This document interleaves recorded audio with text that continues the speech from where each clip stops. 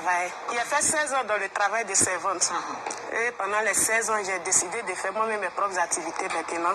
Et j'ai laissé le travail. J'ai commencé à vendre. Pendant le novembre, je prenais les trucs pour aller en brousse, pour aller vendre. Au village, vous voulez dire? Oui, à Djokoué, oui. Donc, j'ai fait 3 ans. Et un jour, j'ai une camarade qui nettoie les pieds. Et je l'ai appelée pour qu'elle vienne nettoyer mes pieds. Elle est venue un jeudi. Quand elle est venue le jeudi, elle a nettoyé mes pieds, j'ai préparé la manger. Avant de partir, elle a chargé ses vernis. Elle me dit non, Béa, tu es malade. Je lui demande, je suis malade comment? Elle me dit non, tu es malade. Je dis, je suis malade, j'ai quoi? Elle me dit que non, tu as ceinture. Et moi, je lui ai posé la question. Ceinture, on dit ça fait mal. Mais comment ça se fait que moi, j'ai ceinture? Elle me dit non, tu as ceinture. Donc, directement, comme moi, mes parents ne sont pas en ville ici, et j'ai appelé mon grand frère et je lui ai dit que, on dit j'ai le ceinture. Mais c'est quoi je peux prendre pour mettre sur le bouton là? Et il m'a dit d'aller acheter pas dentifrice. Et je suis partie acheter ça à la boutique, 250. Pendant ce temps, j'avais au niveau de mon cou, il y avait 3 petits boutons qui étaient là. Et j'ai appliqué ça dessus. Et à la nuit de vendredi, j'ai dormi. À 2 h du matin, je vois que je n'arrive plus à bouger. Je vais me lever, je n'arrive plus à bouger pour dire que non, je vais venir me lever pour venir allumer la lumière. Je ne peux plus. Donc, j'étais là. Pendant ce temps, il y avait ma voisine qui était là. Je lui ai dit que non, je devais rentrer à Gamé pour aller faire le reste de mes achats. Et puis le samedi, j'ai rentré à Djokoué. Que je vais déposer ma clé ici. Comme on a problème d'eau, il faut remplir mes bidons là comme ça. Donc la fille, 11 h, ne me voit pas. Elle dit, mais B a dit qu'elle allait déposer la clé ici. Mais comment ça se fait qu'on ne la voit pas? Et elle est venue taper à la porte. Quand elle a tapé, j'ai répondu. Elle dit, il y a quoi? J'ai dit, Patricia, je suis malade, que ça ne va pas chez moi. Elle dit, mais quand même, lève-toi, viens ouvrir la porte comme ça, on va voir. J'ai dit, non, parce qu'elle n'arrive pas à me lever. Je ne peux pas me lever même. Et elle allait appeler son mari, c'est son mari qui est venu casser la porte. Quand le monsieur est venu casser la porte, quand il est rentré, quand il m'a vu, il a crié, puis il est sorti. Il y a eu 6 personnes qui sont rentrées. 5 personnes, la 6e personne, c'était un monsieur qui est rentré. Quand lui, il est rentré, il dit, mais qu'est-ce qui se passe? Vous rentrez, vous ne parlez pas. Et puis tout le monde est là, tout le monde pleure. Et le monsieur est rentré derrière moi. Quand le monsieur est rentré, quand il m'a vu, il était couché. Le monsieur est allé directement, il allait prendre un taxi. Il allait prendre le taxi, ils sont venus me mettre dedans. Quand on est arrivé là-bas, ils ont appelé un docteur. Quand le docteur est venu, le docteur dit, c'est pas la peine qu'on me fait descendre de la voiture, de rester là, qu'il va me donner un papier pour qu'on parte au CHU. On est allé au CHU. Quand on est arrivé au CHU, on dit qu'il n'y avait pas de place là-bas pour moi. Et je suis restée dans le taxi. On est parti au CHU de Cocody. Arrivé au CHU de Cocody, il y a une année, on dit qu'il y avait un problème au CHU de Cocody. On dit qu'il n'y avait pas de place là-bas. Ils ne m'ont pas pris, je suis restée dans le taxi. On est parti à Yopougon. Arrivé à Yopougon, ils sont partis appeler le docteur. Quand le docteur est venu, en tout cas, c'est un monsieur qui est âgé. Quand il est venu, quand il m'a vu, il a dit vraiment, toi, ton cas, il ne peut pas te dire, il te garder à l'hôpital ici, que c'est un problème spirituel, mais on doit t'amener dans les camps de prière pour que tu croises un homme de Dieu qui prie pour toi. Pendant ce temps, ma vie chrétienne n'était pas trop ça. Vous étiez, plus vous partiez à l'église, vous n'étiez pas réellement chrétienne, réellement convertie. Et quand le gars a dit ça, il a dit, même si vous n'avez pas de transport, mais moi je vais vous donner transport pour que vous rentrez au village. Et mon voisin et puis ma voisine m'ont pris et on est parti à Djokoué.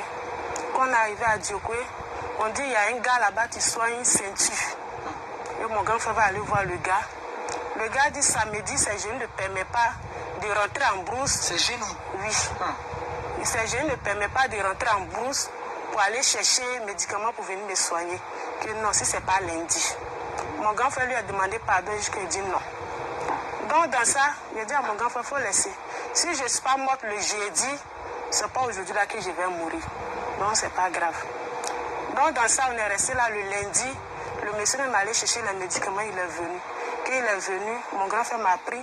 Plus mon corps était devenu comme tout était plein. Donc mon grand frère m'a mis dans une bourrette et il m'a poussé. On est allé chez le gars. Et il a allé mettre le médicament, il met son médicament sur 3 jours.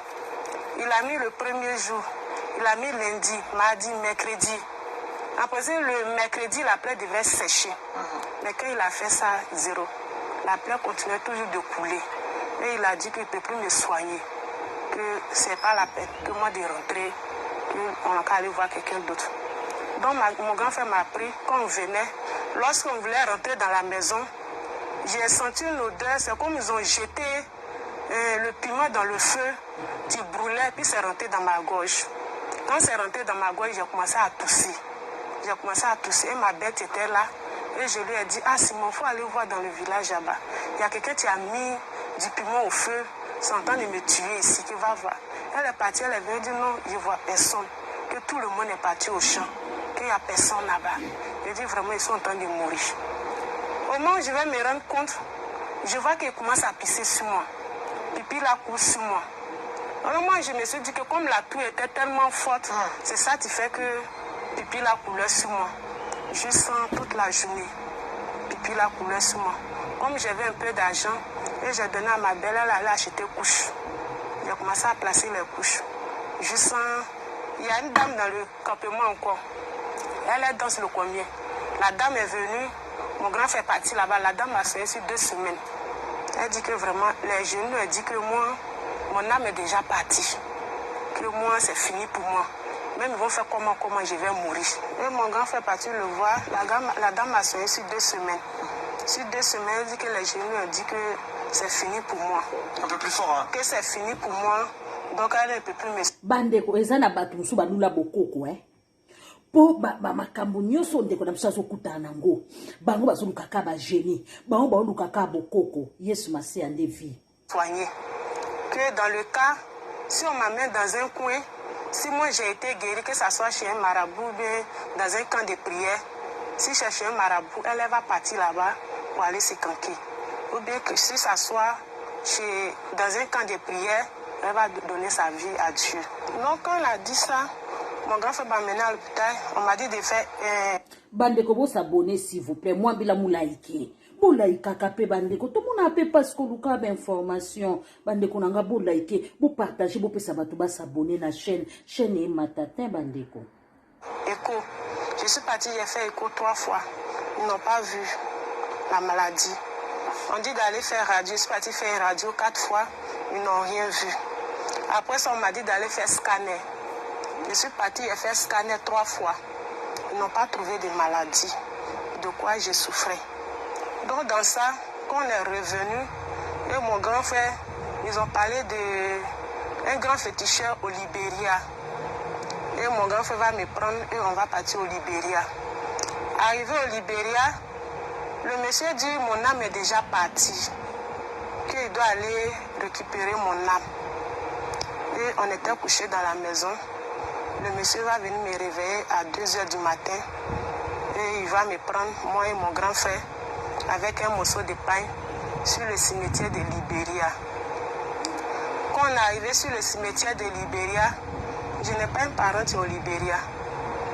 Et voici une tombe qui est là. Le monsieur va balayer dessus, il va mettre un morceau de pain et il va me dire de me coucher dessus. Quand je me suis couché, ils m'ont laissé là-bas, ils sont venus. Et ils sont rentrés à la maison. Moi, seul dans la forêt là-bas. J'étais couché là-bas seul. Dans un cimetière? Oui. Couché sous une tombe? Oui. Et deuxième jour, c'est à 2h du matin que le monsieur s'en me donner le médicament pour boire. Il s'en me soigner. Quand il est parti, il allait me donner le médicament. Quand je bois le médicament, l'odeur de médicament est tellement forte, même que ce soit la nuit, les mouches là sont sur moi. Je n'arrive pas à dormir. Et quand le monsieur m'a donné le médicament, puis le monsieur est parti, j'étais couché là. Et puis je vois tout un coup, parce que plus je ne peux pas me coucher sur mon côté droit. Et le côté ici, tout était plein. C'est sur mon dos comme ça pour me coucher un peu. Si je dors, c'est quelqu'un qui me soulève. Pour que je me couche, c'est quelqu'un qui doit me faire coucher. Donc dans ça, j'étais couché là. Et puis tout un coup, je vois le ciel est ouvert, un coup comme ça. Je vois une lumière qui a commencé à descendre, mais la lumière a commencé à me frapper. Et puis autour de moi, ça a éclairé un coup. Tout ce qui était là, quand je bouge ma tête comme ça, je vois tout. Dans le cimetière? Oui, je voyais tout, mais la lumière était tellement forte, je n'arrivais pas à regarder sur la lumière. Et puis quand je regardais dans la lumière, je voyais que tu étais dans la lumière, Mais je ne voyais pas son visage. Mais je sais que c'est une personne qui est là-bas. Je sais qu'il a porté habit. Mais je ne voyais pas une partie de son corps. Et je vois un morceau de bois sur son épaule. Un morceau de bois sur son épaule. Je peux dire c'est la croix. Et je vois ça sur son épaule. Plus de 30 minutes. Cette lumière était là, sur vous. Oui. Ça éclairait seulement. Ça éclairait seulement. Et quand j'ai vu la lumière, et puis j'ai commencé à pleurer. Quand j'ai commencé à pleurer, puis j'ai commencé à voir, il y a eu peur maintenant. Mais la personne n'a pas parlé, rien, mais la lumière m'a éclairé juste un peu. Après ça, je n'ai plus vu la lumière. Et dans ça, je suis là-bas. Juste il fait jour maintenant. Quand il fait jour, le monsieur, il ne va même pas me voir, même pour dire si ça va chez moi bien comme ça. Je suis couché là-bas. Donc dans ça, et le 3e jour, il est parti. Quand il est parti, mais quand il est arrivé, je ne lui ai pas dit que j'ai vu quelque chose. Il y a vu une lumière là-bas. J'ai gardé ça pour moi seul. Et quand le monsieur est parti me soigner, le 3e jour, quand il a fini, il m'a amené à la maison parce qu'il a fait 3 jours. D'ici 3 jours, Vous avez dormi 3 jours au cimetière? Oui. Au Libéria? Oui, j'étais seule. Oh, le cimetière n'est même pas collé même du village. C'est un peu loin. Oui. Donc, quand le monsieur m'a pris, on est venu. Il a pris le médicament maintenant pour me donner de bois.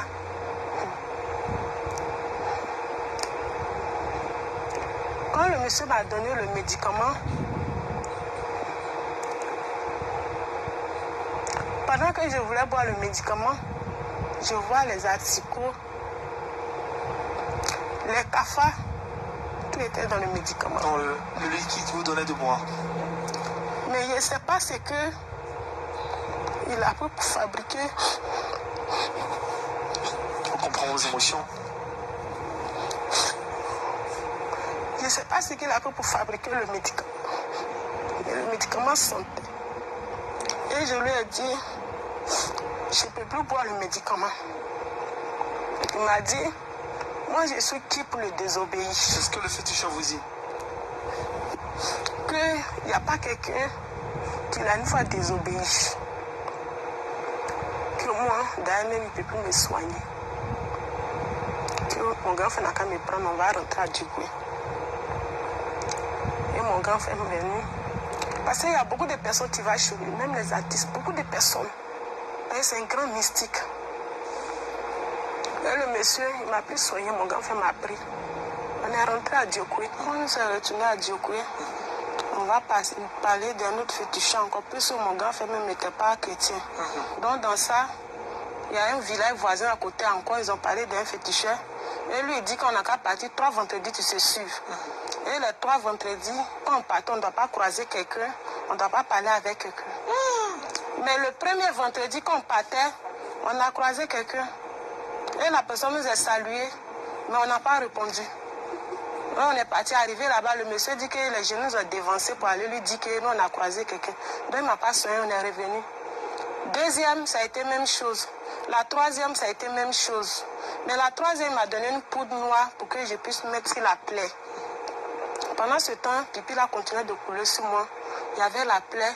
Quand je parle, il n'y a pas quelqu'un qui peut s'asseoir à côté de moi. Quand il fait jour, mon grand-frère me prend, me met seul en bas de cacaoyer là-bas. Je suis là-bas. Je ne mangeais pas autre chose, si ce n'est pas niam. Parce qu'on m'a interdit d'arrêter tout. Je ne mangeais pas quelque chose d'autre encore.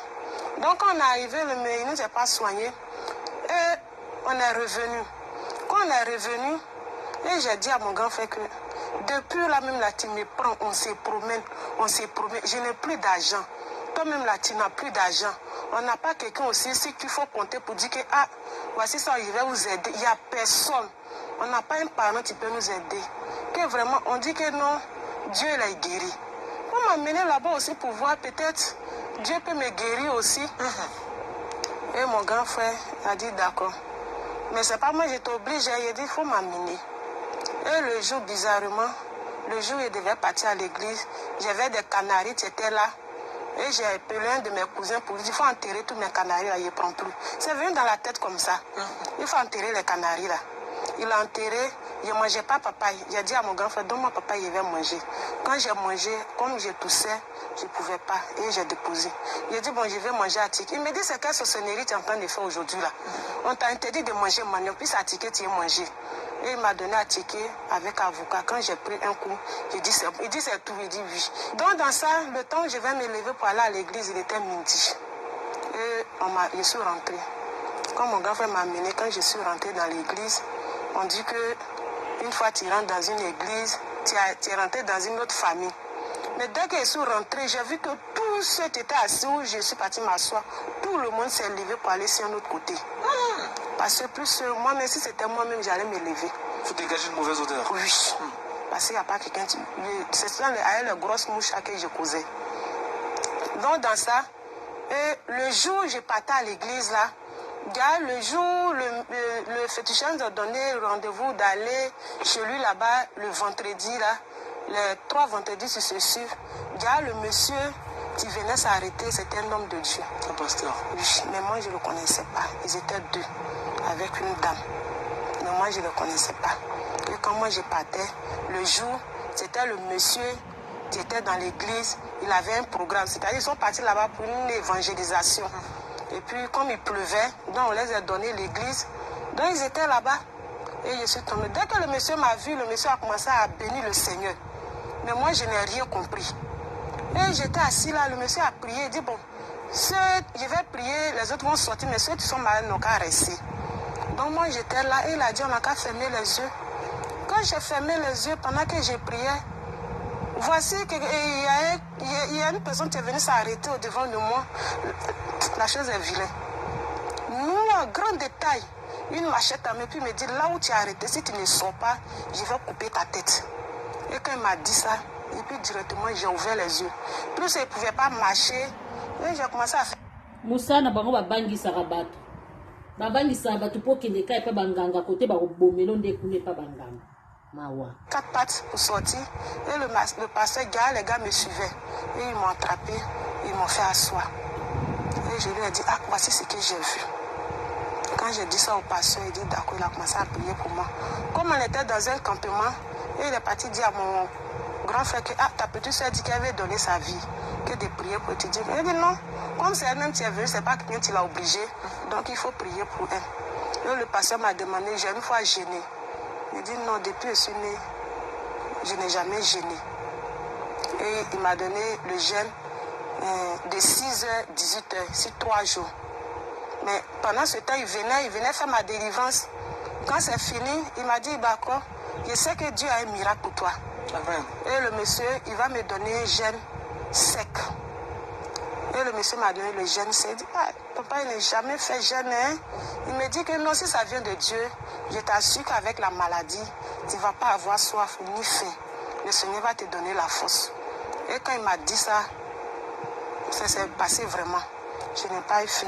Et le premier jour, j'ai fait le jeûne. Le deuxième jour, j'ai fait. Le deuxième jour, j'étais couché. Je vais faire un songe.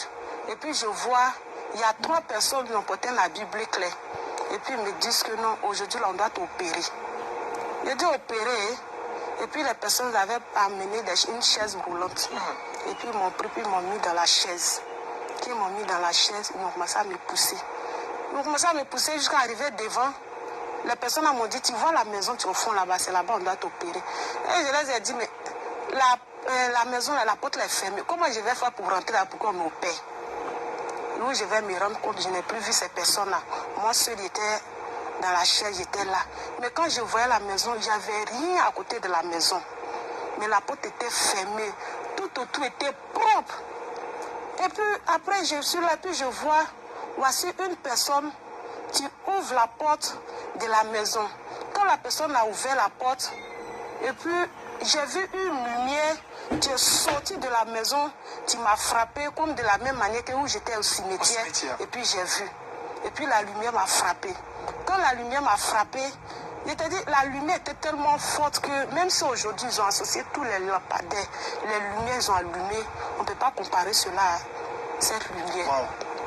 Quelle lumière. Et je vois, là je ne sais pas comment, je me suis arrangée, puis je me suis rendue dans la maison. le moment où je vais me voir, j'étais couché sur une lit d'hôpital. Ils étaient en train de m'opérer, ils ont déchiré mon bas-ventre là. Et puis ce qu'on enlevait de mon ventre, c'était comme les sachets quand il pleut. Et puis l'eau là s'en va mettre ça à un côté là-bas. Les gens ça va nettoyer, c'est sale. Et la personne enlève ça comme ça, puis me dit, tu vois ça là, tout ça là en toi. Et la personne enlève ça comme ça, puis non, 3 fois. Et quand la personne a fini, et puis me dit, tu es guéri, lève-toi. Quand je me suis levée, et il me dit, mets-toi en genou. Quand je me suis mis en genou, et la personne a imposé, dans la salle là-bas aussi où je suis rentrée, il y avait 3 personnes. Une personne à ma gauche, une personne à ma droite, mais il y a une personne devant moi. Mais je ne voyais pas leur visage. Ça c'était en songe, dans le songe. Oui, je ne voyais pas leur visage. Leur visage était plein de lumière comme ça. Mais je ne voyais pas, mais c'est que ce sont des personnes qui étaient là. Donc, la personne m'a dit, mets-toi en genou. Quand je me suis mis en genou, et la personne a imposé la main sur ma tête, et il m'a dit, va, que la parole t'accompagne. 3 fois. Quand il m'a dit ça, et puis il y avait un gros livre comme ça. Le livre était blanc, joli comme ça. Et la personne m'a dit, tiens ça, va avec. Et quand il m'a donné, et puis je me suis réveillée. Quand je me suis réveillée en sursaut, d'habitude, c'est ma bête qui rentre. Tu vas voir si je suis bien couchée. En tout cas, si ma natte n'est pas mouillée, elle va changer tout ça là. Quand je me suis levée, et je me suis assise. Quand je me suis assise, moi, ça m'a paru bizarre. Ça faisait longtemps que vous n'étiez pas assise. Hein? Non, j'ai fait 9 mois dans la maladie. Et je touche ma natte, je vois que ma natte, c'est sec. Oh, généralement, toutes les nuits, cette natte était mouillée. Oui, toutes les nuits, ma belle venait changer les chiffons qu'elle mettait peut-être 2 fois comme ça. Et je touchais la natte, je voyais que la natte était sec. Je regarde parce qu'elle met les chiffons pour ne pas que là, quand pipi là va couler, ça va rentrer en bas des barrages là. Je touche les chiffons, je vois que les chiffons ne sont pas mouillés. Je dis, mais qu'est-ce qui se passe? Et j'ai essayé de me lever un peu. Je vois que je vais me lever, je me sens léger, je peux me lever. Alléluia!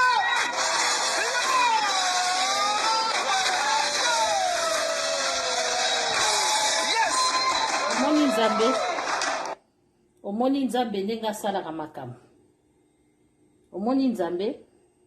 Il fait le tour, il me touche. Il y a quoi? Attends, qu'est-ce qui se passe? Il dit, ah, je ne sais pas. Mais l'odeur, je sentais comme cadavre. L'odeur s'est arrêtée. Pipi s'est arrêté. Mais la plaie ne pouvait pas finir sur le champ. Mais la plaie était là. Mais demain, la douleur était forte. Avant, la douleur avait diminué. Et il a commencé à me toucher. Et mon grand frère a cherché un truc pour porter. Il a commencé à crier, emballer, au secours, au secours. Dans le campement, à 3 h du matin, il faut dire que le campement est sorti. Tout le campement s'est réveillé. Tout le monde est sorti. Ils sont venus. Quand ils sont venus, il dit, ma petite est en train de mourir. La seule fille, tu as bien, tu travailles, tu s'occupes de nous. S'il y a un problème, on l'appelle, elle amène l'argent, elle est en train de mourir. Et c'est fini pour nous. Donc, les hommes de Dieu, la dame et puis le monsieur, ils ne sont pas encore partis, ils sont encore dans le campement. Et ils ont appris la nouvelle là-bas. Quand les gars venaient, les gars étaient en train de glorifier le Seigneur. Et puis les gars venaient. Quand les gars sont venus, même le monsieur qui a commencé à me soigner le début, pour chausser ceinture, tous ceux-là, on est dans le même campement. Et ils sont venus. Quand ils sont venus, qu'est-ce qui s'est passé? Ils disent, ah, voici ça. Et quand le monsieur et puis la dame sont venus, ils disent que, ah, on ne veut pas que ma fille la reste ici. Le jour là, la lune est claire comme ça. On ne veut pas que ma fille la reste ici. Puis ils n'ont qu'à me mettre dedans là-bas. Et ils m'ont attaché un morceau de pain et puis ils m'ont mis dedans là-bas. Dans un peu de temps, on attend. Voici la dame là, tu arrives. Celle qui avait lancé le défi. Tu danses le combien? La dame, elle vient. Elle dit, parce que moi, je m'appelle Aoutou. Aoutou, on dit chez nous, quand on fait les enfants, ils viennent comme ça. Donc tout le monde. Elle dit non. La nouvelle, j'ai appris c'est Aoutou là. Ça ne peut pas être ça. C'est pas juste.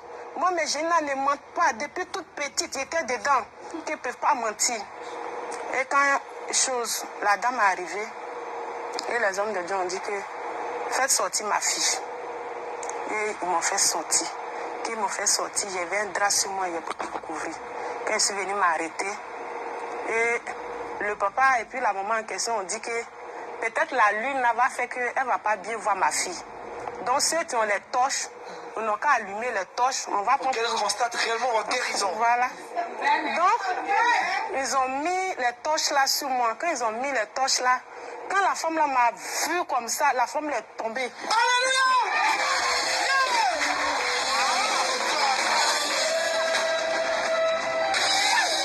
Elle veut se lever, elle n'arrive pas à se lever. Elle fait 4 pattes, elle veut se lever, elle fait 4 pattes. Et quand la dame s'est levée, on voit la dame, elle commence à courir parce qu'elle a fait sa maison en bas de Cacaoyel, elle est seule là-bas. Elle court, elle s'en va vers chez elle là-bas. Et les gens disent que la femme est devenue folle. Même le monsieur en question, même qui m'a surpris, ils ont dit que qu'est-ce qui se passe? On n'arrive plus à s'arrêter, c'est quoi? Et la dame est partie. On voit, elle a 3 de ses filles qui sont avec elle. On voit, ses filles l'ont chargé bassines. Les bassines qu'au village, on prend pour prendre l'eau. Les filles l'ont chargé 3 bassines. Elle venait. Il y avait aussi dans sa main les trucs là. Elle est venue parce que mon grand frère a fait un grand patam comme ça dans la cour. Quand il fait ça, après, ceux qui ne connaissent pas Dieu, les jeunes avaient s'asseoir là pour boire bandit. Donc, elle est venue, elle a déchargé ses filles, et puis elle-même, elle a versé. Et le canari même en question, même que tu la protèges, elle a déposé tout. Elle dit, parce que quand elle parlait, il y avait beaucoup d'hommes. Le jour où on partait à Djokoué, il y avait le monde dans la cour. Et c'est là elle a parlé. Elle dit que c'est dans le même endroit. Et je lui ai dit que là où on amène cette fille, si elle a été guérie, que ce soit chez un féticheur, il va partir là-bas. Ou bien si c'est dans un camp de prière, je vais partir là-bas. Que à partir d'aujourd'hui, je me donne à ce Dieu aussi.